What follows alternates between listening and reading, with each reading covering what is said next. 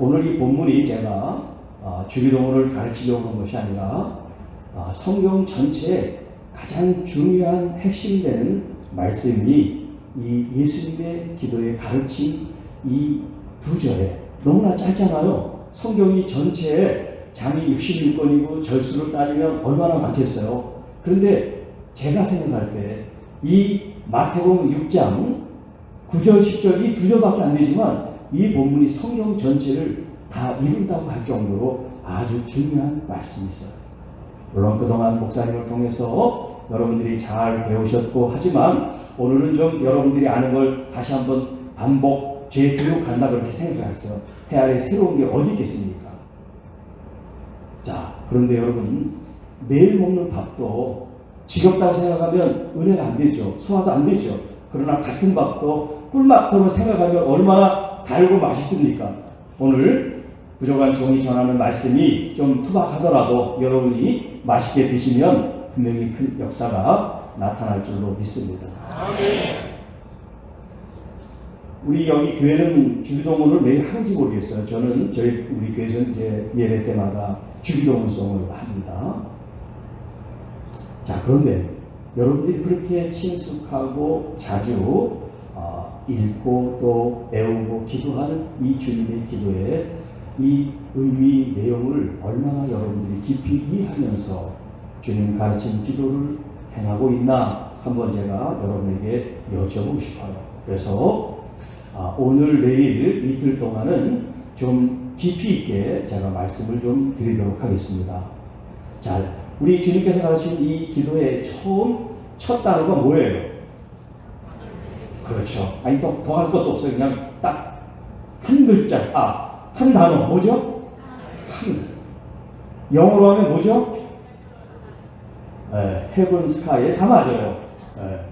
제가 원하는 건 heaven이지만 하여튼 sky도 맞습니다. 성경에는 하늘 할 때 sky로도 번역이 돼 있고 heaven으로도 돼 있어요. 자, 여러분들이 이제 성경을 말씀을 듣든지 개인 공부를 하든지 할 때 항상 구약과 신약은 같이 이게 떨어지면 안 돼요. 어떤 학자나 어떤 분들은 구약을 좀 등한히 하고 신약에 있는 예수님의 말씀을 이제 더 소중히 물론 그렇게 해야 되는 건 맞습니다. 그러나 구약에 있는 말씀이 무시되고 경월이 돼서는 안 돼요. 구약에 있는 말씀도 하나님의 똑같은 말씀이세요. 그리고 신약의 말씀을 여러분들이 잘 이해하기 위해서는 구약의 말씀에 대한 이해가 충분히 있어야 신약에 있는 말씀을 여러분이 잘 할 수가 있어요. 우리 하늘이라는 단어가 나왔을 때 이 단어가 그러면 구약에 어떻게 표현되어 있는가 여러분들이 그것을 좀 알 필요가 있습니다. 그래서 이 구약은 히브리어로 되어 있죠. 히브리어로 되어 있는데 이 히브리 말로 하늘이 뭐냐면 샤마임이에요. 한번 따라하겠습니다. 샤마임. 그 마임이라고 하는 그 제품 파는 그 회사 있죠. 마임. 마임이 물이라는 뜻이에요. 물. 우리가 먹는 물. 워터. 자, 이 물인데 성경에 보면 창세기 1장 4절, 5절 이렇게 내려가면서 둘째 날 하나님이 창조하시는 이 이야기가 등장을 하죠. 궁창을 두시고 그 궁창을 가운데로 위에 물, 아래 물 이렇게 나눕니다. 그리고 그 궁창을 하늘이라고 이렇게 표현해요. 그러니까 이 물이라는 단어가 히브리어로 마임이라는 뜻인데 하늘은 샤마임이에요. 그러니까 이 물과 하늘이라는 마임과 샤임은 같은 단어로부터 파생이 된 거예요. 그러니까 물과 하늘이라는 우리로는 좀 이해가 안 되지만 하나님의 이 성경의 말씀에 의하면 이 하늘이 물과 함께 존재한다는 것을 말해주고 있어요. 자, 물은 뭐를 의미하냐면 생명을 말해요. 특히 이스라엘 사람들에게는 물의 의미가 생명을 말해요. 왜 그러냐면 우리처럼 이렇게 비가 많이 오거나 물이 흔한 나라가 아니기 때문에 이 물이 굉장히 소중합니다. 또 물이 귀하기 때문에 물을 잘 못 먹고 오히려 포도즙을 내서 이제 저장해서 먹죠. 그래서 가나의 혼인잔치에 보면 물이 변화의 포도주가 되는 것이 예수님의 첫 번째 뭐라 그러죠? 표적이라고 그러죠. 단순히 기적, 표적, 이것이 이제 어떤 하나님의 기이한 일로는 기적인데 그 기이한 일의 의미로 보면 이것이 표적이 되는 거예요. 거기에 뭐가 등장하냐면 물과 포도주가 나오죠. 이 물이 그냥 물론 그 연회장에서 결혼식 연회장에서 포도주가 떨어져서 물이 변하여 포도주가 됐는데 거기에 그 표적이 된 것은 그 사람들이 아직 모르지만 예수 그리스도가 누구냐면 이 땅에 생명으로 오신 분이라는 거예요. 예수님이 선한 목자로 당신의 생명을 내어주는 분으로 오셨지만 아직 그들은 모르는 거죠. 예수님이 살아계실 땐 제자들도 몰랐으니까. 그렇지만 성경에는 우리가 알든 모르든 많은 부분들을 예수님에 대한 계시를 주고 있어요. 창세기 1장 우리는 태어나지도 않았어요. 아직 이 만물이 조성되기도 전이에요. 그런데 하나님께서는 이 땅에 무초를 만드시기 전에 하늘을 만드셨어요. 그런데 그 하늘은 샤마이라고 하는 그런 히브리 단어인데 조금 전에 말씀하셨던 스카이, 이 자연계의 하늘이에요. 그러니까 성경에는 두 하늘이 있습니다.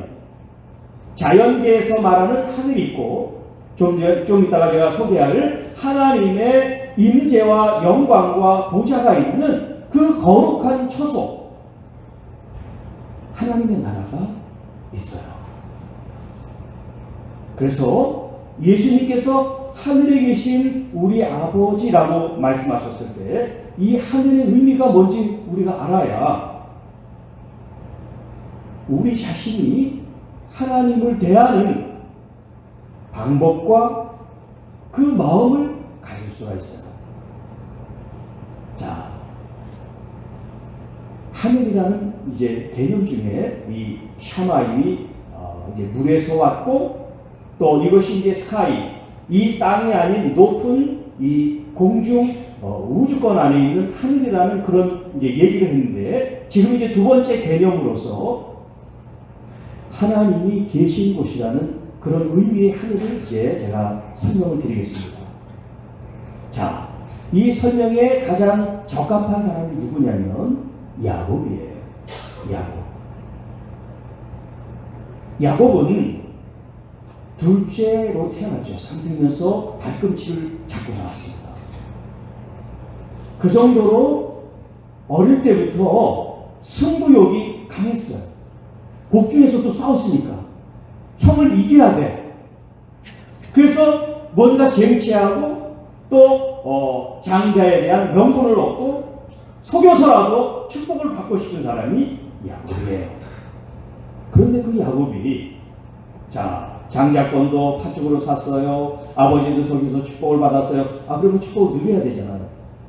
그런데 축복을 받자마자 형이 오는 소리를 듣고 주례장을 쳐가지고 자기 외삼촌이 있는 라반의 집에 20년 동안 종살이 아닌 종살이를 하면서 이제 아내를 얻고 자식을 얻는 그런 유랑한 신세를 지게 되죠. 그런데 이제 집에서 나올 때 바로 그 광야에서 꿈을 꿀 때 어떤 일이 있었냐면 꿈속에 하늘이 열리고 긴 사다리가 내려오는데 천사들이 오르내리고 인자가 그 위에 계신 것을 보게 됩니다. 여기가 하나님의 집이구나. 여기가 하늘의 문이구나. 그런 표현을 써요. 꿈속에서 얘기하는 거예요. 그래서 그걸 갖다가 엘은 하나님이라는 뜻이거든요. 그래서 베델이라고 많이 쓰죠. 우리가 베델이 이제 그 장소라고 하는 건데 꿈에 야곱이 뭘 알아요? 하나님을 경험한 게 없어요. 그런데 하나님께서 지금 이 야곱에게 계시를 꿈속에서 해주고 있는 거예요. 하늘문을 여시고 인자를 보게 하고 그리고 그로 하여금 고백하게 합니다. 여기가 하나님의 하우스 오브 갓, 하나님의 집이구나. 그리고 더 게이트 오브 헤븐, 하늘의 문이구나 라는 고백을 하는데, 그때 하늘이 뭐냐면 아까 말했던 스카이가 아니라 헤븐이라는 의미예요. 예수님께서 말씀하신 이 하늘은 물론 스카이가 아니죠. 헤븐을 말씀하는 거죠. 하나님이 계신 곳, 하나님의 임재와 영광과 보좌가 있는 곳, 그것이 바로 이제 하늘이라는 의미예요. 그래서 예수님께서 하늘에 계신 우리 아버지라는 표현을 써요. 하늘. 자, 시편이나 또 예언서나 다른 본문을 보면 하늘이라는 표현 대신 이렇게 표현합니다. 지극히 높으신 곳에 계신 여호와 하나님, 이렇게 표현해요. 지극히 높은 곳에 계신 여호와 하나님. 그러니까 지극히 높으신 곳이라는 그 개념이 뭐냐면 스카이라는 그런 뜻이 아니라 바로 헤븐이라는 그런 의미예요. 샤마임인데, 같은 샤마임인데. 자, 지극히 높으신 곳, 우리가 생각할 때 가장 높으신 곳. 높다는 것은 아래에 비해서 높다는 그런 위치적인 개념도 있지만, 성경에서 말하는 건 위치적인 개념이 아니라 사람이라고 하는 피조물, 또 이 자연계 피조 세계와 비교했을 때 하나님은 비교할 수 없는 그런 질적 차이를 가지고 계신, 그렇게 높고 높으신 분이라는 표현이 지극히 높으신 곳에 계신 여호와 하나님이라는 표현이에요. 그럼 예수님께서는 한 단어로 그냥 말씀하셨어요. 하늘이라고. 하늘에 계신 우리 아버지. 그러니까 이스라엘 사람들은 이미 구약적인 이해를 가지고 있기 때문에 하늘 하면 제가 지금 얘기한 개념이 다 들어와 있는 거예요. 그럼 우리는 유대인의 전승과 전통을 우리가 깊이 이해하고 배우지 못했기 때문에 이렇게 설명을 들어야 아, 그렇구나 하는 걸 알게 되는 거죠. 그러니까 이스라엘 사람들에게 기도할 때 하늘에 계신 이렇게 말하면 그들이 그 개념을 이미 붙잡고 있는 거죠. 하나님은 지극히 높으신 곳에 계신데 높으신 곳은 위치를 아는 것이 아니라 하나님은 그렇게 높으신 분이라는, 그렇게 하나님을 존중하고 하나님을 경외하고 올린다는 그런 의미의 단어가 바로 하늘이에요. 자, 제가 처음 시작할 때 이 두 구절이 성경 전체 가장 중요한 말이다, 그런 표현을 했죠. 그러니까 이 하늘이라는 이 단어 속에 여러분은 무엇을 캐치해야 되냐면 성경에서 말하는 하나님에 대한 계시, 하나님에 대한 호칭, 하나님에 대한 이해, 그 하늘이라는 한 단어에 함축되어 있다. 그걸 여러분들이 아셔야 돼요. 그러니까 앞으로 하늘에 계신이라고 할 때 하늘을 그냥 스카이, 아, 우리가 죽어서 가는 하늘, 이런 정도로 이해하시면 안 돼요. 하나님의 그 전능한, 하나님의 그 창조성, 하나님의 그 모든 높고 지구하신 하나님의 속성과 성품이 이 하늘이라는 이 단어에 모두가 들어있다는 거예요. 그렇기 때문에 그것을 많이 이해하고 알고 깊이 알면 그 다음 단계, 그것이 더 중요합니다. 하나님을 높이고 하나님을 존중하고 하나님을 영화롭게 하는데 그 다음 단계가 있어요. 그 다음 단계가 뭐냐? 여러분, 하늘은 뭐하고 같이 있어야 하늘이 되죠? 창세기 1장 1절에 태초에 하나님이 어떻게 합니까? 천지를 창조하시느냐, 이렇게 말씀하시죠. 사실 좀 번역이 이 한문을 써서 그런데 하늘과 땅이라고 이렇게 번역을 좀 하는 게 좋을 것 같아요. 제 생각에는. 물론 천지도 하늘과 땅이라는 의미인데 그 이제 한문이다 보니까 샤마임, 그 다음에 에레치라고 하는 이제 단어가 있어요. 하늘과 땅. 그러니까 하늘을 얘기할 때 항상 뭐가 같이 가야 돼요? 땅이 같이 가야 돼요. 땅이 있어야 하늘이 있는 거예요. 하늘이 있다는 것은 땅이 있다는 거예요.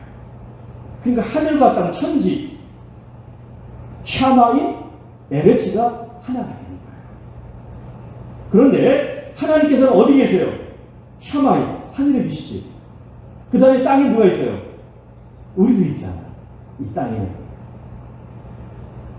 하나님을 믿고 예비하고 기도하고 이것은 어디서 합니까 우리가? 그렇죠. 땅에서 하죠. 어디 계신 하나님께? 하늘에 계신 하나님께.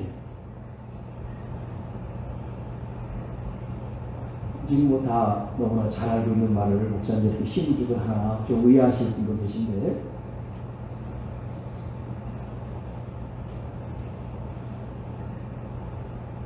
아브라함이 말이죠. 19장에, 창세기 19장에 보면 하나님께서 조카 롯이 사는 그 지역을 심판하실 계획을 갖고 있어요. 세 사람의 천사가 이제 사람으로 변해서 아브라함에게 나타나서 그걸 얘기를 해줍니다. 대접을 하고 그 다음에 이 아브라함은 하나님께, 우리는 이제 뭐 기도라고 표현하는데 성경에는 기도라고 되어 있지는 않지만 하나님과 대화를 합니다. 하나님은 정의로우신 심판자인데 그 지역에 선한 사람도 있고 악한 사람도 있을 텐데 어떻게 그 지역을 다 하나님 멸망시킬 수가 있습니까? 라고 하나님께 질문을 드려요. 그래서 이 아브라함이 그 지역에 의로운 50명이 있다면 하나님 그 땅을 용서해 주실 수 있습니까? 라고 묻습니다. 그때 하나님께서 그렇게 하겠다고 대답을 하세요. 그때 또 아브라함이 재차 주님께 말씀을 올립니다. 그 50명 중에 5사람이 빠진 45명이 있을 때 주님께서 어떻게 하실 겁니까? 그때 나도 용서하겠다 그렇게 말씀하세요. 자, 이런 이야기가 전개될 때 아브라함이 하나님께 어떻게 표현하냐면 그 말씀이 19장 27절에 있는데 제가 그 말씀을 한번 그대로 인용을 해드리겠습니다. 아브라함이 대답하여 이르되 나는 티끌이나 재와 같사오나 감히 주께 아뢰나이다. 그리고서 지금 이 사람들이 이제 40명에서 30명에서 20명에서 10명으로 점점 가해지죠. 아브라함이 자기를 지금 뭐라고 표현했냐면 나는 티끌이며 재와 같습니다. 여러분, 하나님께서 사람을 창조할 때 땅으로부터, 그죠? 땅에서 흙으로 우리 사람을 지었다고 그러시죠. 하나님께서는 샤마임 하늘에 계시지만 그 하나님께서는 이 땅을 창조하시고 땅의 티끌과 먼지 같은 것들을 가지고 사람을 창조하신 거예요. 그러니까 저나 여러분들은 재질이 뭐냐면 흙이에요. 흙. 티끌 먼지. 그래서 아담이라고 하는 이제 그 이름인데 아다마가 히브리 말로 흙이라는 뜻이에요. 그러니까 아담 우리가 부르지만 그 뜻은 뭐냐면 흙아 그렇게 부르는 거예요. 아다마가 흙이니까.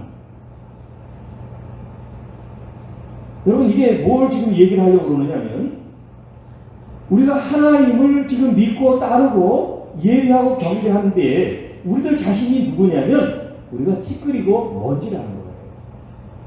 그걸 내가 알아야 하나님이 하늘에 지극히 높으신 계시는 하나님을 우리가 고백할 수가 있어요. 우리가 하나님과 같이 동등되게 하나님처럼 그런 마음으로 신앙생활을 한다면 그건 기초가 잘못된 거예요. 왜냐하면 하나님과 우리는 그 근본 자체가 다르기 때문에 그래요. 그래서 첫 번째 이 범죄가 어떻게 시작됐냐면 뱀이 하와 이 여자를 유혹합니다.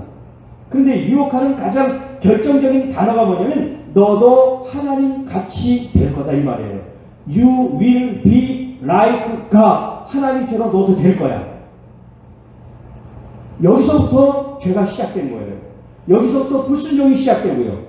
여기서부터 하나님을 저항하는 자기 스스로 자기를 나타내는 그런 이기적인 그런 죄악의 속성이 시작됐습니다. 그러니까 이 아브라함이 나를 티끌로 보고 나를 죄로 여기고 하나님께 간구하고 아뢰는다는 이 자세가 오늘 모든 그리스도인들이 가져야 될 모습이라는 거예요. 나를 더 겸손하게 낮추는 거. 그게 뭐냐? 나 자신을 바르게 하는 거예요. 어떻게? 하나님 앞에서. 하나님 그분이 얼마나 높고 위대하고 거룩한 우리의 창조주 하나님이고 나는 그분의 손에서 이 진흙으로 빚어서 만든 하찮은 존재라는 것을 깨닫는 것, 그게 바로 신앙의 출발점.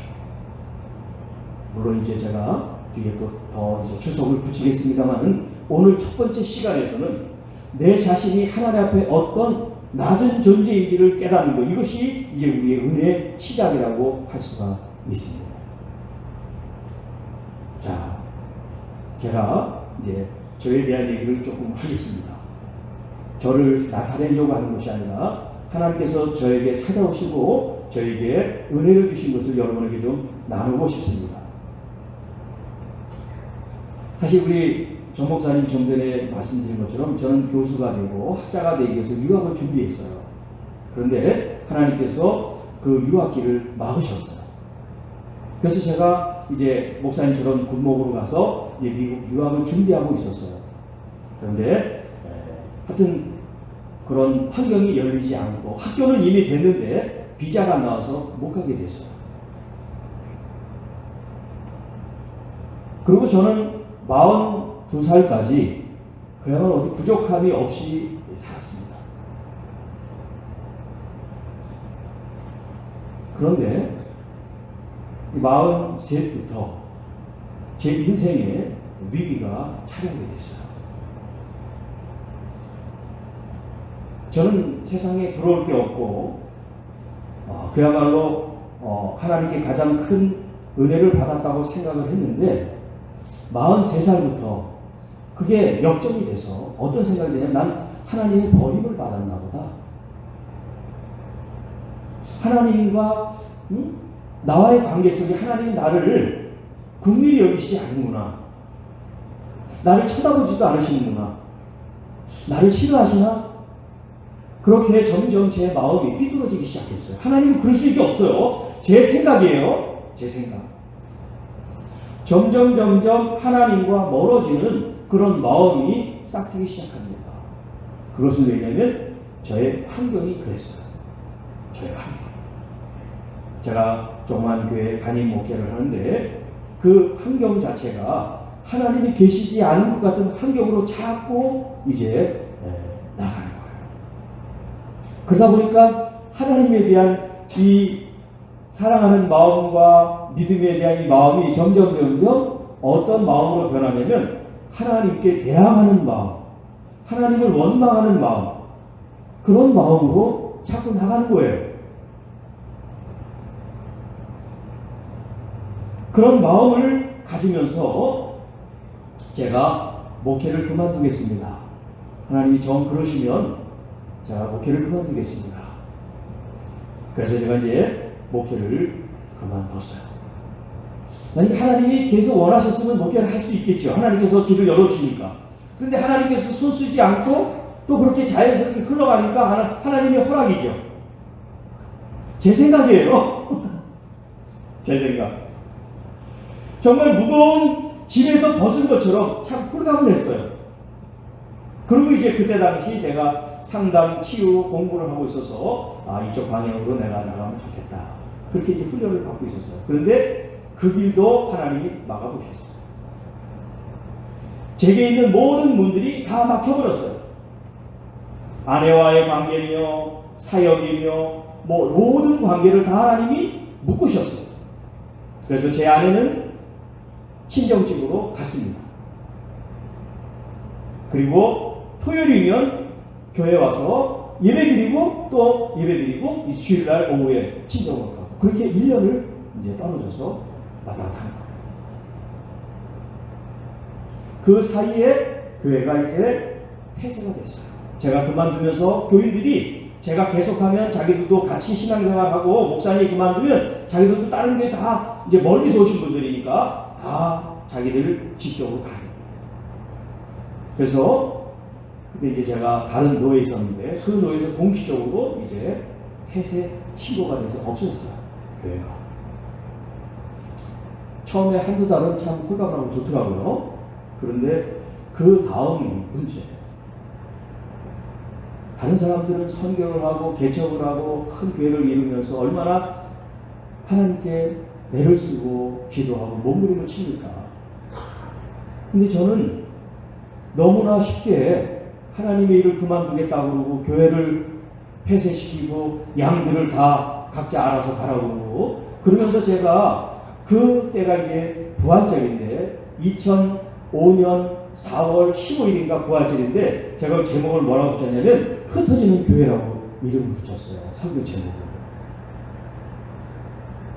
사실 그런 의미가 아닌데 그러면서 저는 하나님 앞에 너무 큰 죄를 짓고 또 아내와 아이들, 부모님 그야말로 말할 수 없는 고통을 안겼어요. 그리고 그 죄책감 때문에 2년 동안을 기도도 못하고 교회도 못 가고 아무것도 못하는 마치 식물인간처럼 숨만 쉬는 인간이 되었어요. 그 사이에 아내는 호적 정리를 해달라고 해서 호적 정리를 해줬습니다. 그러고서 이제 아이가 4살, 5살 이제 됐었는데 그 아이를 일주일에 한 번, 한 달에 한 번 이렇게 이제 만나는 그런 시간밖에 없었어요.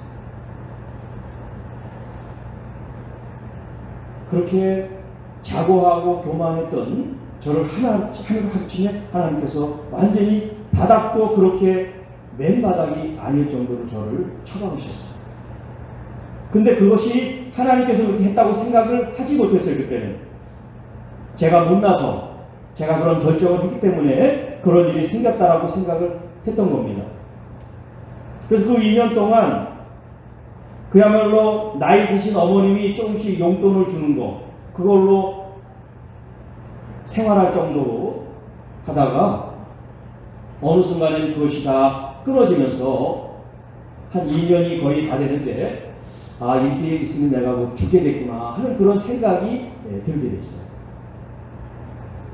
만약에 제가 목사가 아니고 예수님을 믿지 않았다면 아마 벌써 자살을 했을 거예요.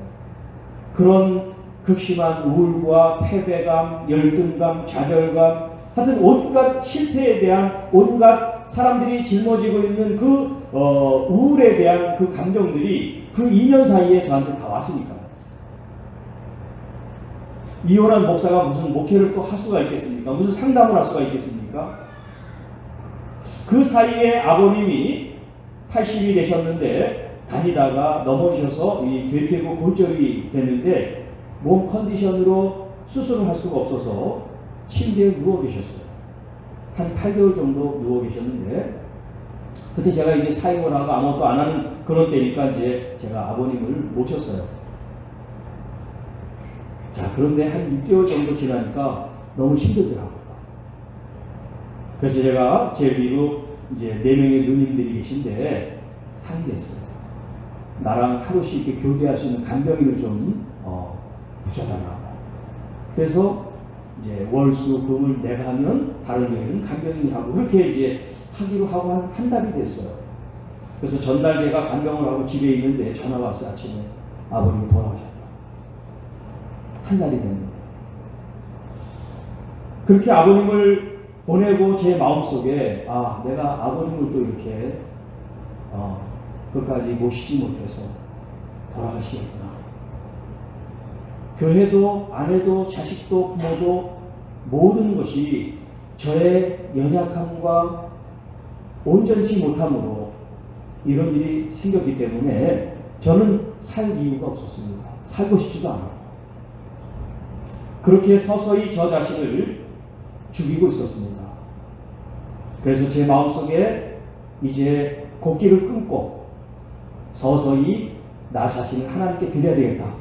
그런 생각을 하고 있을 때 그때가 한 10월 정도 됐을 때인데 그렇게 점점 죽음을 가까이 경험하면 경험할수록 제가 어떤 생각이든 살고 싶은 그런 마음이 아니라 내 이름 석자, 그리고 45년 동안 살아온 내 인생, 그래도 나름대로 열심히 살았다고 생각하는데 이렇게 내 자신이 끝낸다는 게 너무나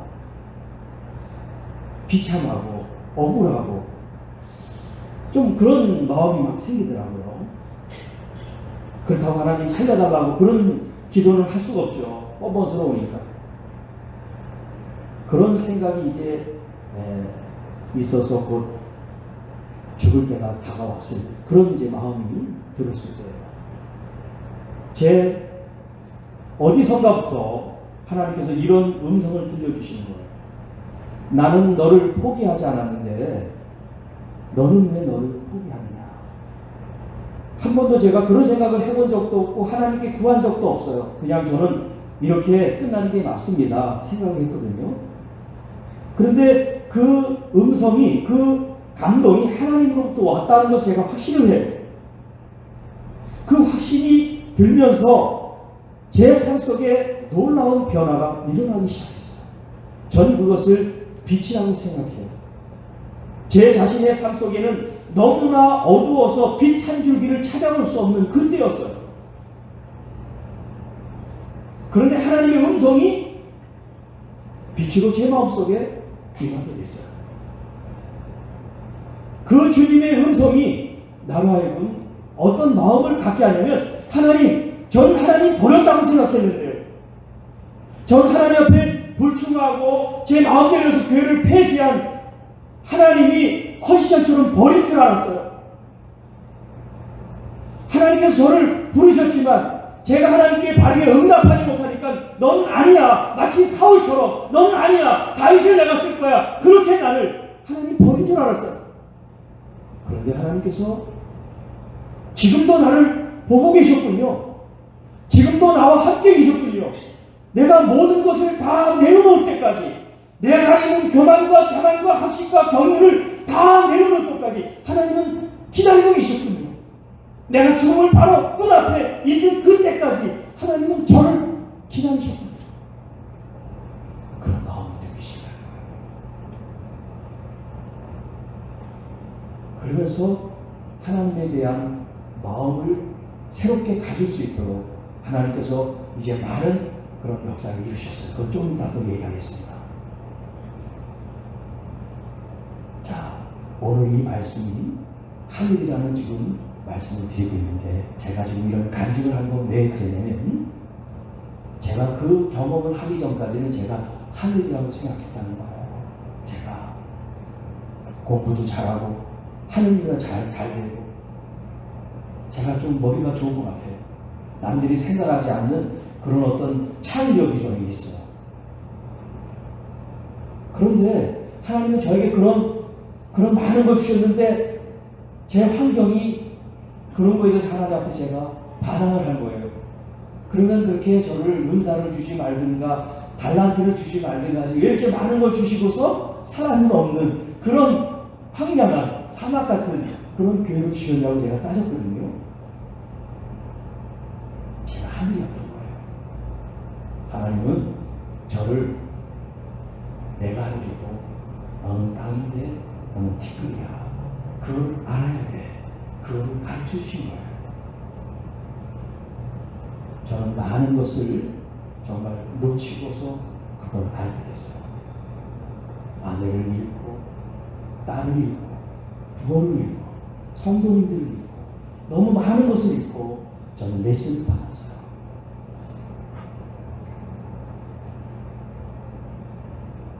그런데 하나님께서는요, 그 레슨을 잘 제가 받으니까 그 아내와 다시 살게 하시고, 잃었던 딸을 만나게 하시고, 또 깨어진 가정을 일으키게 하시고, 또 흩어져 있는 성도들을 다시 모으게 하시고, 또 다시 양무리들을 맡겨 목회하게 하셨습니다. 이 이야기들을 제가 이제 그 시간마다 조금씩 하겠습니다. 하나님의 말씀과 동떨어지지 않게, 제가 드러나지 않고 주님만이 나타나실 수 있도록. 사랑하는 성도 여러분, 오늘 이 말씀은 바로 내가 누군지에 대한 말씀이에요. 내가 누군지를 알면 하나님을 높일 수가 있어요. 또 하나님이 누군지를 알면 내 자신이 누군지를 알 수가 있어요. knowing가 하나님을 안다는 것, knowing myself, 나 자신을 아는 거예요. 우리가 신앙생활 할 때 이 사회 속에서 사장님이고 회장님이고 총장님이고 무슨 권세가 있으면 신앙생활하는 공동체에도 그렇게 생각하는 분들이 많이 있어요.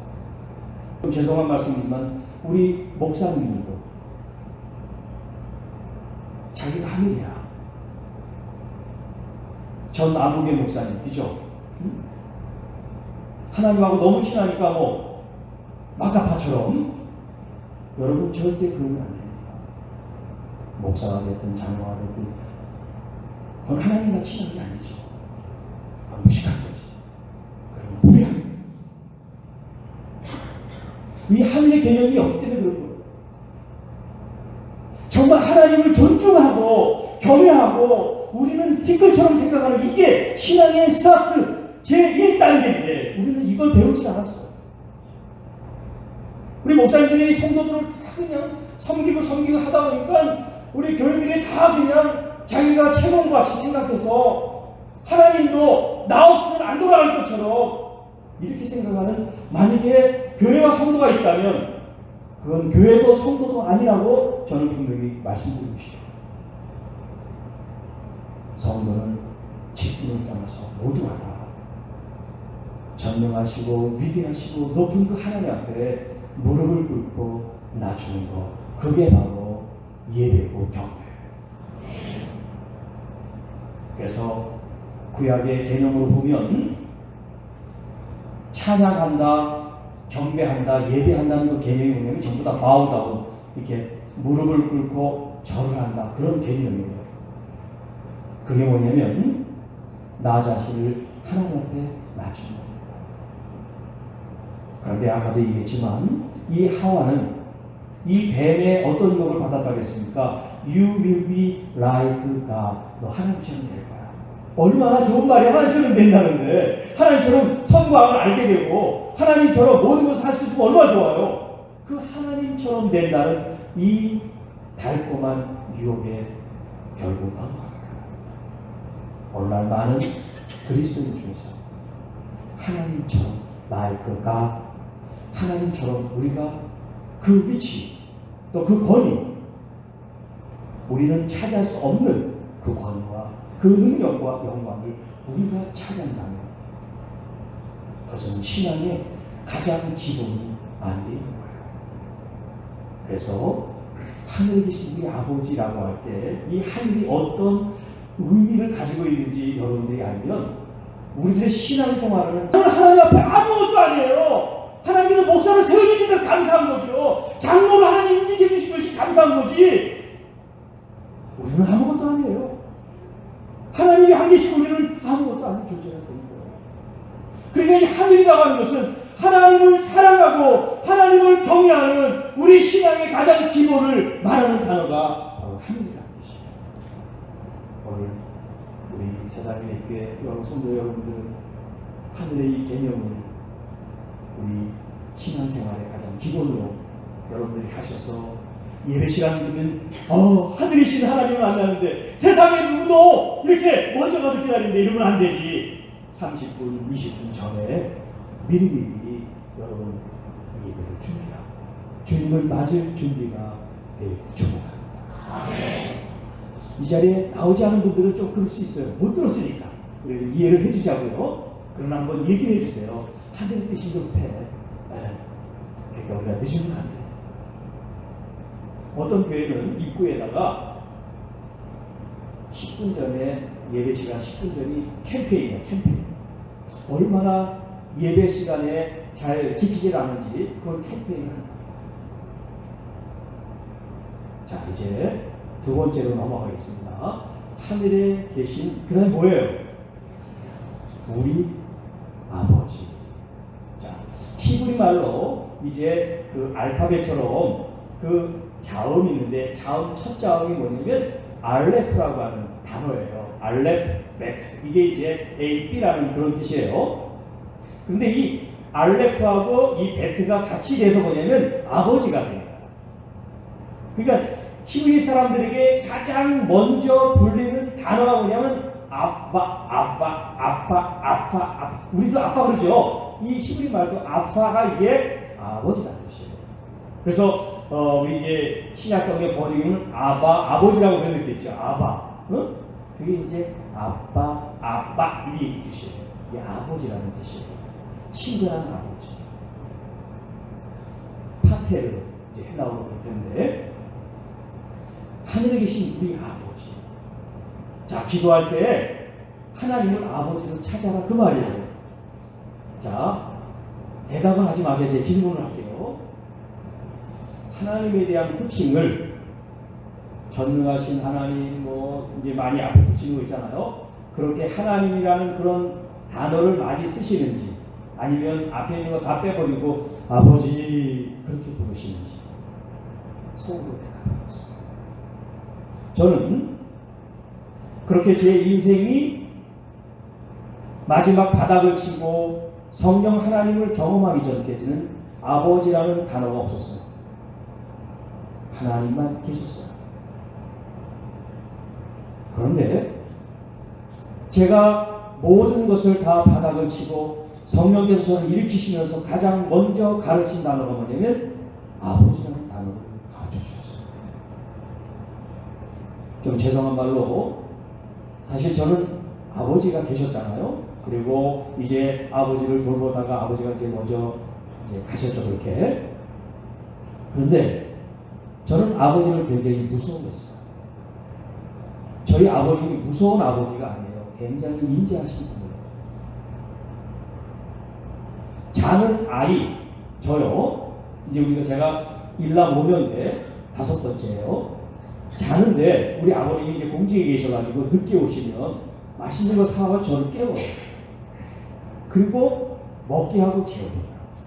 여러분, 조그만 아이가 이제 막 초등학교 들어가지도 않고 오는데 얘가 자다가 깨서 뭘 그렇게 맛있게 먹겠어요. 그때는 무슨 뻥고기, 무슨 뭐 희한한 걸 그렇게 가져와서 몸이 이렇다고 저를 먹이려고 그러는데 그 조그만 애가 자다가 먹겠어요. 근데 아버지는 저를 위해서 그렇게 하셨어요. 그리고 아버지가 쉬는 날 있잖아요. 쉬는 날 있으면 저를 손을 잡고 아버지 친구들을 만나는 게 일이었어요. 여러분, 조그만 아이가 아버지 또래 있는 그 나이 드신 분들 틈바구니 있는 게 좋겠어요? 근데 저만 유일하게 있어요. 저만. 아버지가 저를 그렇게 좋아해서. 아버님이 이제 그때는 이제 정보부라고 그랬죠. 그 남산. 이제 그런 데를 저를 데리고 이제 간 거예요. 그래서 다방 그 아줌마들 저를 막 이쁘다고 그러고 뭐 주고 막 그냥 그때 반숙을 먹었어요. 어릴 때. 유치원도 들어가기 전. 그렇게 아버지가 저를 사랑했어요. 그런데 저는 아버지를 거부했어요. 자다가 깨웠은 거 아니에요. 그때도 남산 근처를 이제 한 6살 되는데 갔는데 아버지가 그때 제일 좋은 자동차를 선물해 주셨어요. 그래서 저는 좋다고 그걸 끼고 이제 차를 탄 거예요. 버스를 탄 거예요. 그리고 남산 그 어느 정류장에서 이제 내렸는데 내리고 보니까 그걸 놓고 내린 거예요. 아빠, 이 자동차가 놓고 내렸어요. 그 얘기를 하자마자 아버지가 저 따귀를 때리시는데요. 제가 처음으로, 물론 그 어릴 때는 따귀를 처음 알겠지만 그 이후도 제가 따귀를 맞아본 적 없지만 제 일생에 한 번 맞은 그 따귀가 아버지를 거부하게 만들었어요. 아버지를 무섭게 생각했어요. 물론 이 얘기는 아버지한테 한 적이 없어요. 아버지는 모르시지. 그러나 저는 아버지가 돌아가실 때까지 아버지를 미워했어요. 그래서 성경에 나와 있는 하나님 아버지라고 하는 그 개념을 저는 알 수가 없어요. 왜냐하면 내가 거부했기 때문에. 그런데 저를 바닥에 치신 이후에 가장 먼저 가르쳐준 단어가 아버지라고 했죠. 첫째, 제가 눈물로 회개했습니다. 왜냐하면 6개월 동안 간병을 하면서 싫은 그런 내색을 하지 않았지만 제 속으로는 싫었어요. 아버지를 간병하는 게. 몸무게도 얼마 안 나가신 분이 그거 소변 대변 치는데 왜 이렇게 무거운지 말이지. 짜증이 나고 화가 났어요. 속으로. 내가 지금 뭘 하고 있는 건가. 그렇게 마음을 먹고 간병인을 쓰고 하니까 아버님이 돌아가시니까 제가 어떤 마음이겠어요? 아버지에 대해서 너무나 잘못한 그 마음이 저를 괴롭혀요. 그래서 얼마나 돌아가신 이후에 아버지에 대한 그런 그리움과 회개를 했지. 두 번째, 제 딸이 4살, 5살이었어요. 제가 딸을 굉장히 사랑했어요. 아내와 헤어지는 건 괜찮은데 딸과 헤어지는 건 못 헤어지겠더라고요. 그런데 제가 아무런 환경도 갖추지 않은데 아이를 데리고 있을 수가 없기 때문에 아내가 이제 케어를 했습니다. 근데 그 아이가 보고 싶어서 일주일에 한 번, 2주일에 한 번씩 이제 제가 가락동에 있었는데 그 가락동에서 이제 광명까지 1시간 정도 걸려요. 아이를 이제 만나면 아이가 첫 번째 하는 얘기는 언제 가? 아빠 몇 시간 놀아주고 갈 거냐는 거예요. 그리고 다 끝나고 이제 헤어질 때 언제 와? 며칠 있다 오냐는 거예요. 그 질문을 항상 들어봤어요. 그리고 놀면서도 이 아이가 제가 있나 없나를 계속 보면서 노는 거예요. 아빠. 그러니까 이 아이는 기분 좋게 놀 수가 없는 거예요. 아빠가 또 없어지면 안 되니까 계속해서 아빠를 보면서 그걸 해요. 그리고 헤어질 때 아빠가 이제 또 며칠 있다 올 때 하면 이 아이가 들어가지 못하고 아빠가 갈 때까지 없어질 때까지 쳐다보면서 저를 이제 바라보는 그 눈빛, 그리고 아빠를 부르는 그 소리. 그때는 제가 이제 가락동에 살면서 그 청계산 기도원에서 기도를 하고 있을 때 차를 타고 1시간 동안 제가 이제 기도원으로 밤에 찬양하기 위해서 가면서 눈물이 너무 나서 운전을 할 수가 없는 거예요. 눈물이 너무 나서. 그래서 갓길에 잠깐 세우고 또 몇 번을 쉬고 제가 이제 산 정상에 올라와서 기도를 하려고 그러면 기도 내용과 기도의 어떤 그런 단어가 생각이 안 나요. 그냥 오직 아버지 그 한 단어만 가지고 6개월 동안 기도하게 하셨어요. 그러면서 나의 입신의 아버지를 생각하게 하고 나의 입신의 딸을 생각하면서 하나님의 실제가 제게 임하기 시작했어요. 너는 나를 신으로, 종교가 말하는 신으로만 나를 믿었지 인격적으로 아빠라고 나를 부른 적도 없고 믿은 적도 없지. 이제 내가 너의 아빠가 되어줄게.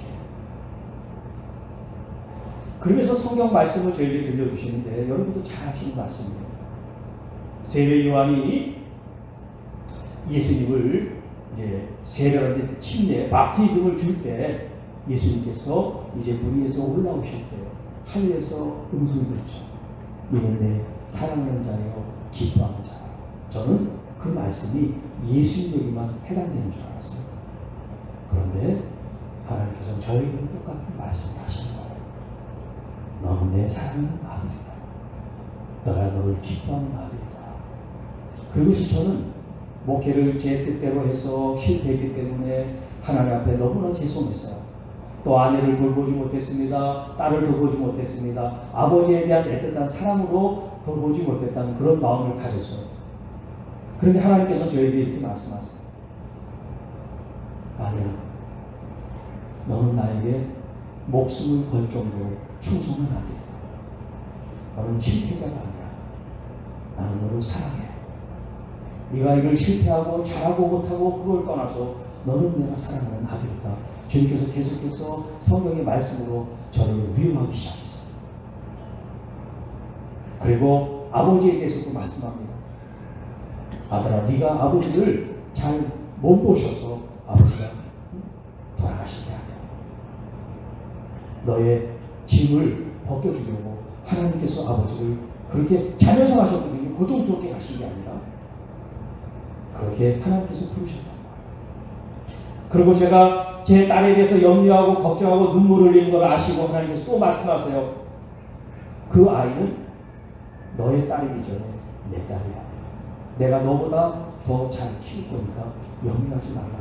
그렇게 해서 하나님께서 내 주변에 있는 모든 사람들에 대해서 내가 가지고 있는 그 마음의 그 깊은 아픔에 대해서 하나씩 하나씩 말씀하시고 풀어주기 시작하십니다. 그리고 제 아내는요, 저보다 제가 이제 부목사든 뭐 담임 목사 이렇게 쭉 이렇게 해왔지 않습니까? 이제까지 지나온 교회마다 저를 좋아하는 게 아니라 제 아내를 좋아해요. 제 아내의 특징은 말이 없어요. 봉사는 하지만 절대 말을 하지 않습니다. 저에게도 말을 안 해요. 남편이 어떻다 그런 말을 하지 않아요. 생각이 없고 말을 할 줄 몰라서 그런 게 아니라 상대방에 대한 배려 때문에 하지 않는 거예요. 근데 한번 저한테 이런 얘기를 해요. 자기 속을 보일 수 있다면 내 속이 얼마나 시커먼지 하지 않냐고 이름을 저한테 말했어요.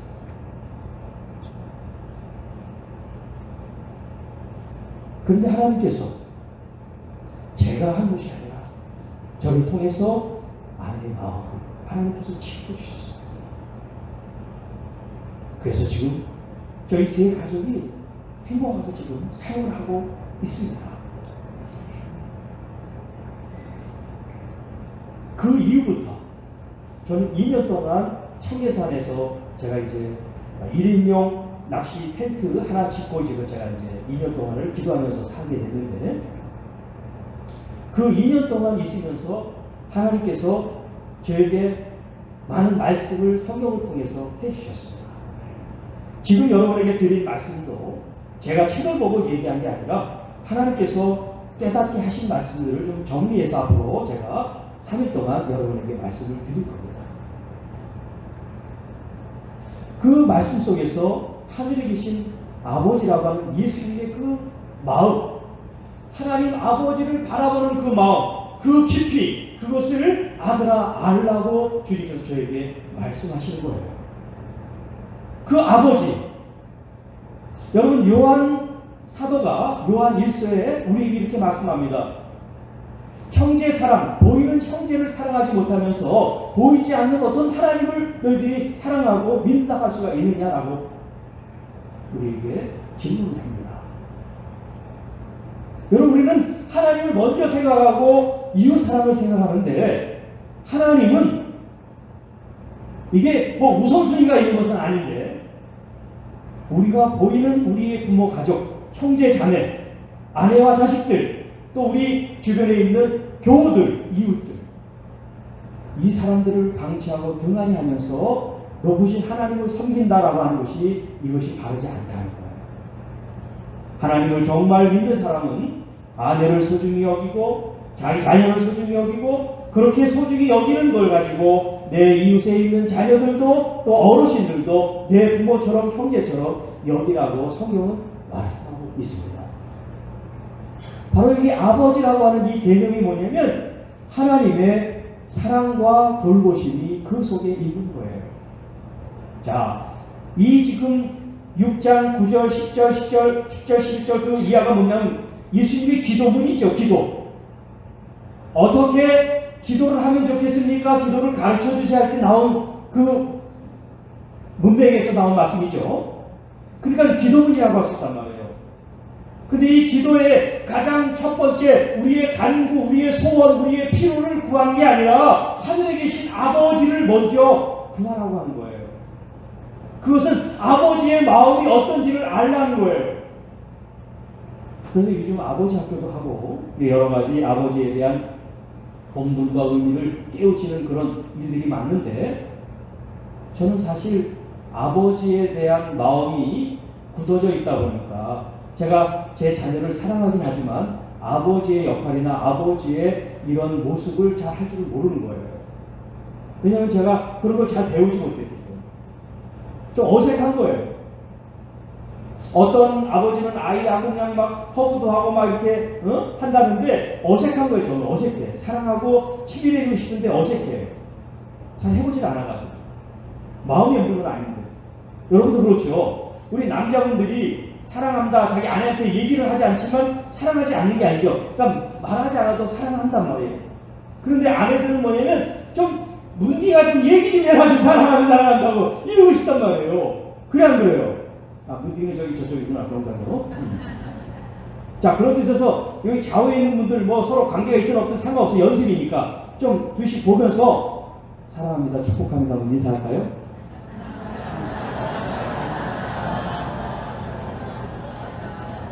여러분, 기도할 때 이 마음이 되어야 된다는 거예요. 하나님 아버지가 사랑이시고 섬기시고 아버지의 그 넓은 포용과 이해가 있는 그 아버지이기 때문에 기도할 때 이 마음으로 아버지 앞에 나오라는 거예요. 아버지 앞에. 근데 저는 죄송하지만 아까도 얘기했지만 아버지에 대한 그 경직된 마음, 거부감, 무서움이 있었잖아요. 근데 하나님을 그렇게 생각하면 은혜를 받을 수 있었어요. 제가 가정에도 사역에도 또 부모님에게도 모든 것이 이렇게 실패했을 때 제가 점점 그 죽음 가까이 가면서 제 속에 생각들이 한 가지 딱 있었어요. 내 죄 때문에 내가 지옥 간다고 그랬는데 지옥에서도 내가 하나님을 정말 찬양하고 싶다. 그 하나님의 사랑이 제 속에 막 너무 넘쳐가지고 주체할 수가 없는 거예요. 왜냐하면 하나님은 저를 죄인으로 다루시거나 실패자, 열등자, 패배자로 인정하지 않고 하나님께서 아들로 저를 받아주시니까 그게 너무나 감사해서 제가 지은 죄가 있어서 혹시 지옥에 가더라도 내가 그 아버지 사랑을 찬양하고 노래하겠습니다. 그렇게 고백을 하게 됐어요. 그러면서 또 한편에서 이제 생각이 드는 게 뭐냐면 내가 하나님 앞에 갔을 때 지금 이 상태로 내가 하나님 앞에 갔을 때 우리가 말하는 하나님 그 천당 하나님 나라 갔을 때 하나님을 내가 어떻게 볼까 하나님을 어떻게 뵐까 하는 그런 마음을 갖게 됐어요. 이 땅에서 사역을 잘하시고 충성된 많은 사람들은 분명히 하나님 앞에서 하나님을 영접할 텐데 나는 교회도 가정도 하는 일도 못해서 아마 천국에서도 제일 끝에 구석진데 사람들이 나를 보면 창피하니까 나를 숨겨서 아마 하나님 안에서 그렇게 모퉁이의 구석에 있지 않을까 하는 그런 생각을 갖게 됐어요. 그게 서글프다. 왜냐면 바꿀 수가 없잖아요. 이제 45년 산 인생이 이제 끝에 왔으니까 어떻게 이제 더 이상 할 수가 없잖아요. 난 그렇게 죽는 건데 더 이상 기회를 내가 다 잃어버렸으니까. 그게 하나 아쉬운 거예요. 그런데 하나님께서 이제 다시 회복시키고 산에서 기도하면서 하나님께 이제 이런 기도를 드렸어요. 가정을 회복시키시고 사역을 회복시키시고 이 민족에 하나님 복음을 전하게 해주세요. 그렇게 기도한 게 아니에요. 그런 생각을 할 수도 없었어요. 오직 한 가지 우리 이제 일회용 겁이 없습니다만 하나님 저를 일회용처럼 써주세요. 딱 한 번만 써주세요. 그래야 제가 죽어서도 하나님 나라 갔을 때 하나님을 조금 뵐 면목이 있을 것 같아요. 그 대신 그 한 번은 하나님 뜻대로 써주세요. 남들이 가지 못하는 것, 남들이 하기 싫어하는 일, 그 오지에 저를 보내주세요. 그리고 제 생명을 걷어가세요. 그렇게 저는 한 번만 쓰임받아도 좋겠습니다. 그때 제게 가장 부러운 대상이 있었어요. 그것은 큰 교회 목사님들이 아니에요. 사역을 잘하는 사역자들이 아니었어요. 뭐냐면 다윗의 물맷돌이에요. 이 물맷돌이 어떻습니까? 생명도 없지만 다윗의 손에 들려져서 하나님의 영광이 나타나는 돌멩이가 됐잖아요. 큰애 빠진 돌멩이지만 그렇게 귀하게 쓰임받았잖아요. 근데 저는 학문도 배우고 많은 지식도 없고 경험도 있고 하지만 하나님 앞에 바르게 쓰임 못 받지 이 하나님의 영광을 가린 이렇게 불충한 종이 오직 한 번만 하나님 앞에 쓰임 받게 해주세요. 그런 기도를 하게 됐어요. 그런데 하나님께서는 그 기도를 이루셔서 한 번이 아니라 지금 10여 년 동안 이렇게 하나님께서 사용하고 있습니다. 저를 통해서가 아니라 하나님의 하시고자 하시는 일들이 저에게도 있었다면 오늘 여러분에게는 더 크게 있게 될 줄로 믿습니다. 처음에 얘기했지만 여러분들이 주님을 간절히 바라고 주님에 대한 갈망이 있다고 하면 여러분 그것이 믿음으로 갈망이 바르게 연결된다면 하나님께서 지금도 역사하실 줄로 믿습니다. 그 이후에 하나님께서 저를 이제 2년 동안 기도 훈련을 마치게 하시는데 그 마치게 하는 것도 언제 끝날지 언제 시작됐는지도 모르게 하나님께서 하셨어요. 한 2년이 거진 다 되는데 2008년 12월인데요. 제 아는 목사님이 전화를 주셨어요. 나보다 한 나이가 한 10살 훨씬 넘은 목사님인데 저희 동생처럼 생각하는 목사님인데 너 2년 동안 산에서 기도한다는데 무슨 은혜를 받았냐 이렇게 밑도 끝도 없이 그렇게 묻더라고요. 그래서 제가 이제 받았는데 얘기했더니 그러면 우리 교회에서 간증을 하라고 11시 주일 예배를 비워주겠대. 그게 이제 12월 마지막 주일이에요. 20며칠인데 크리스마스가 이제 지나고 있는 것 같아요. 그래서 이제 이분이 그 얘기를 하고서 끝나면서 이제 뭐라고 하냐면 성령님이 역사하면 3일 집회를 하고 성령님이 역사 안 하면 그냥 간증 집회하고 그냥 돌아가래요. 알았습니다. 그러면서 이제 11시 예배 말씀을 전하는데 우리 이제 통합시 목사님이니까 그 예배 수조가 다 그렇잖아요. 그러니까 말씀 전하고 저는 이제 앉아있는데 광고 시간에 목사님 그런 거예요. 성령님이 역사하니까 3일 집회를 하겠습니다. 저는 말씀만 여러분 무슨 기대해 준 것도 아니고 역사 나타나는 것도 아무것도 없었어요. 근데 이 목사님이 그렇게 얘기를 하시는 거예요. 근데 이제 그 예배가 끝나고 점심시간이 됐는데 성도들이 이제 같이 이렇게 같이 이제 식사를 하면서 하시는 얘기가 자기가 머리가 굉장히 아팠는데 목사님 말씀 듣고 머리가 굉장히 편해졌대요. 그리고 어떤 분은 신앙생활 그렇게 진지하게 깊이 하지 않는 분이 자기가 예배 드리면서 환상을 받는 거야. 여기 이렇게 하얀 천사들이 불기둥 같은데 이렇게 막 월을 도는 거 자기가 봤대요. 그렇게 몇 사람들이 간증을 해요. 간증 시간이 아닌데 밥을 먹다가. 그래서 이 목사님이 뭔데 그런 투시를 했나? 어떻게 그런 걸 봤지? 이제 나는 못 봤는데. 그리고 이제 오후가 됐어요. 오후가 이제 말씀을 전하고 이제 기도를 해드리는데 이 분들이 거기 역사하다. 귀신이 떠나가고 병이 났고. 그래서 이제 3일 집회를 했어. 그래서 제가 이제 옷을 준비를 안 했잖아요. 그래서 목사님 런닝 같은 걸 막 빌려 입고 그렇게 이제 3일 집회를 했는데 이제 또 소문이 난 거예요. 그래서 다른 교회에 한 달 만에 또 다른 교회에 와서 이렇게 하게 됐어요. 그때는 이제 제가 사역을 안 할 때니까. 여러분 저를 봤을 때 제가 부흥사 같아요? 아닌 것 같아요? 아닌 것 같죠? 저는 부흥의 붙자도 싫어하는 사람이에요. 인격적인 하나님이세요. 무슨 은사 아니라 뭘 받아도 항상 그 그릇이 인격이 가져요. 그래서 제가 티끌이라는 얘기를 하는 거예요. 어떤 상층천에 올라간 이 바울도요.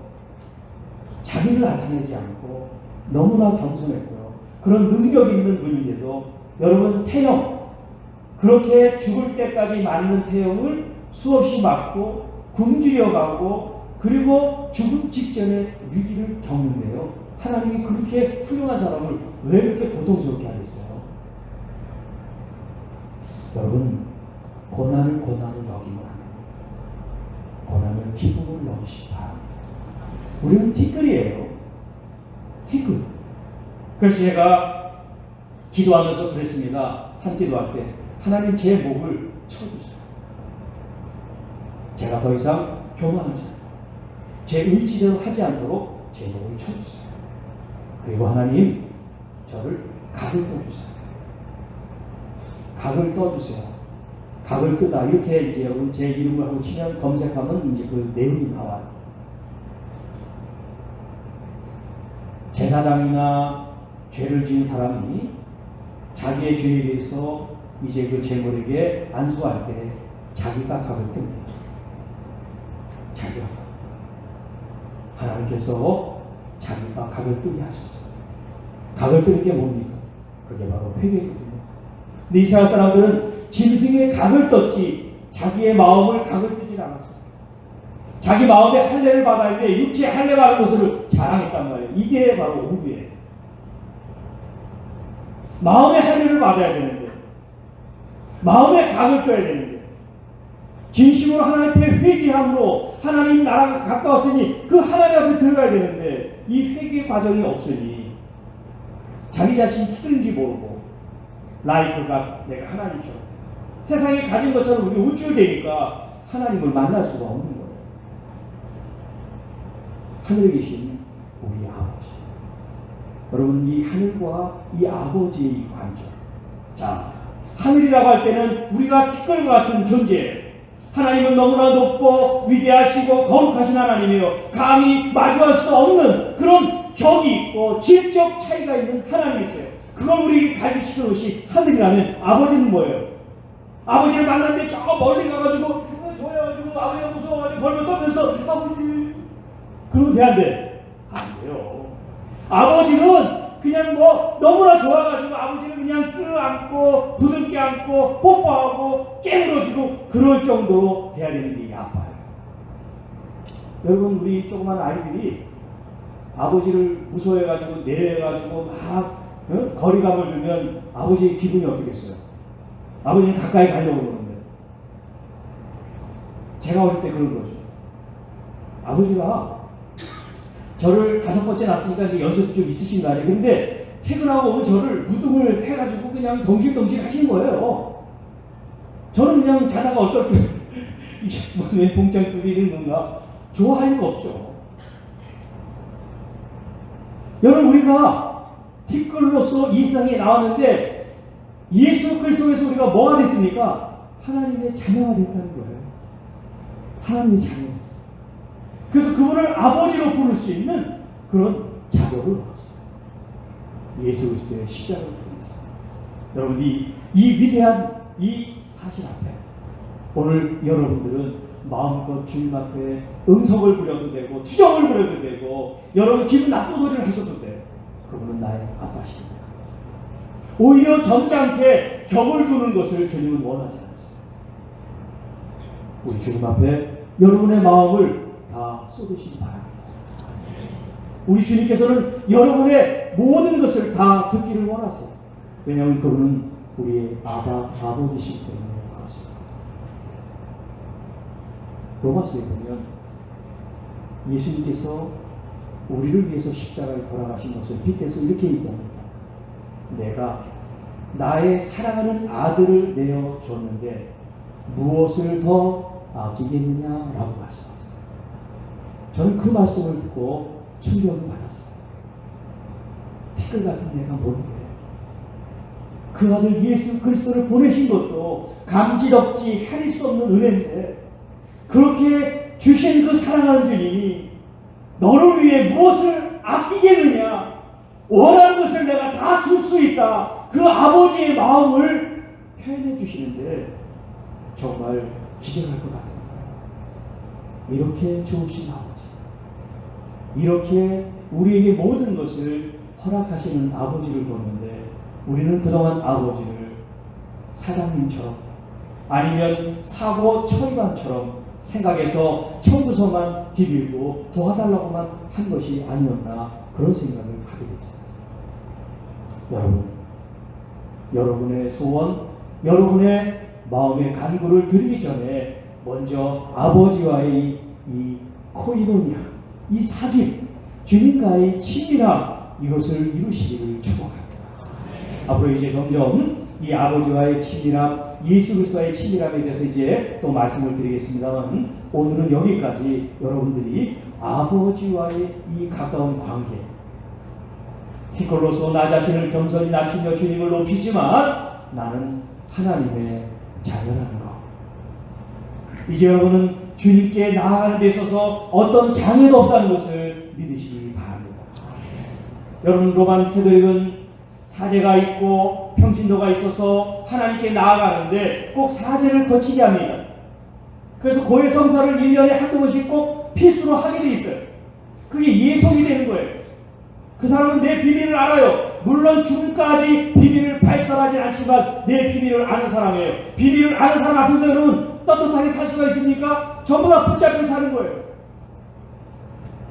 그리고 그들을 뭐라고 그러니까? 파더라고 부릅니다.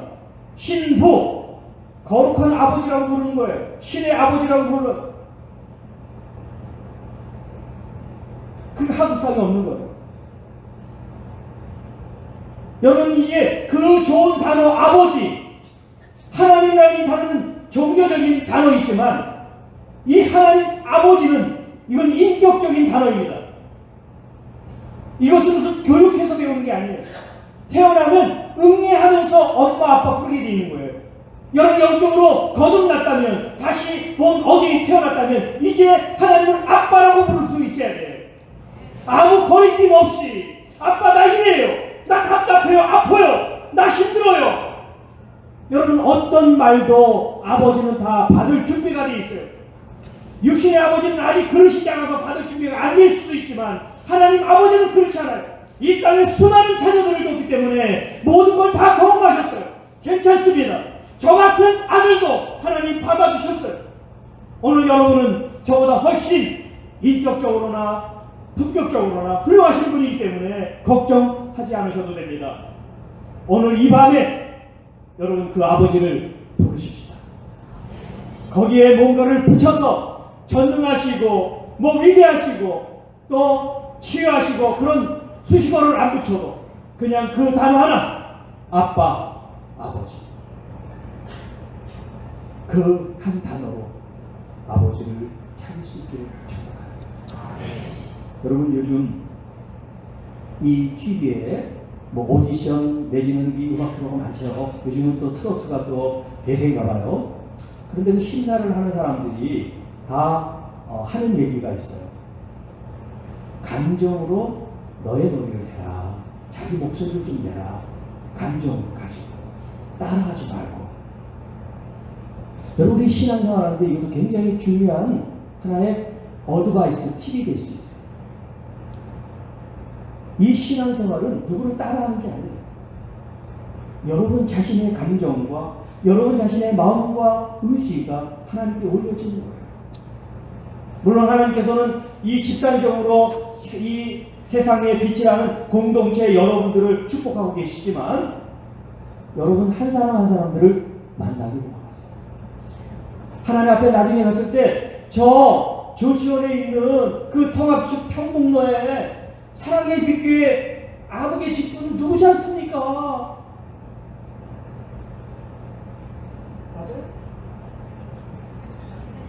맞아요? 세상에. 여러분, 하나님 앞에 갔을 때 교단이나 교회 이름으로 우리가 가는 게 아니에요. 여러분, 아빠 저예요. 그러면 된 거지. 어디 무슨 소속 누구 해가지고 우리가 주님을 만나는 거야. 아빠 저 왔어요. 그래, 잘 왔어. 그렇죠? 믿음의 이런 관계가 될 수 있도록 축복합니다. 이 세상의 빛교회 여기 속해 있는 여러분들이 오늘 이 시간 아버지를 부를 때 큰 소리도 좋고 작은 소리도 상관없어요. 여러분의 마음이 아버지에게 올려지면 된 거예요. 아버지는 그걸 받기를 원하세요. 그 간절함이 우리 아버지에게 전달됐으면 좋겠어요. 제가 먼저 잠깐 마무리 기도하고 우리 이제 통성 기도 좀 하고 그 다음에 이제 또 제가 개인 기도하는 그런 시간을 갖겠습니다. 그래서 다 오늘 기도는 못 해드리지만 앞으로 계속 기도하는 시간이 있으니까 여러분들이 시간 이렇게 하시면 좋을 것 같고, 목사님도 말씀하신 것처럼 기도 받는 게 중요한 게 아니라 말씀 받는 이 시간에 여러분의 문제가 풀어지고 주님을 더 깊이 만날 수 있기를 축복합니다. 그리고 제가 지금 얘기한 그런 내용들 앞으로도 더 많은 내용들이 있으니까 여러분 이런 것들을 하나하나 놓치지 마시고 여러분들이 사모하시고 여러분의 것이 되기를 축복합니다. 그래서 저의 이 머리를 밟고 올라가서 제가 가지고 있는 기름 부음과 치유의 능력과 말씀, 이런 은사, 이런 것들을 여러분들이 거기에 축적해서 여러분의 것들을 더 세상에 펼쳐서 하나님의 빛으로 사명을 감당하는 여러분이 되기를 축복합니다. 제가 기도하면 좀 불을 꺼주시고 좀 음악을 틀어주세요. 그러면 좀 한 10분 정도 통성 기도하고 공식적으로 마치도록 그렇게 하겠습니다. 제가 기도합니다. 하나님 아버지 감사합니다. 하나님 아버지를 아버지로 부르고 또 그 아버지를 사랑하며 친밀해지며 가까워지는 이 성황의 성회가 되기를 간절히 원합니다. 우리의 마음의 소원, 또 우리가 작정하고 기도하는 제목들, 하나님 이것들이 아뢰기도 전에 이미 아신 바 되어 다 믿음대로 되는 줄로 믿습니다.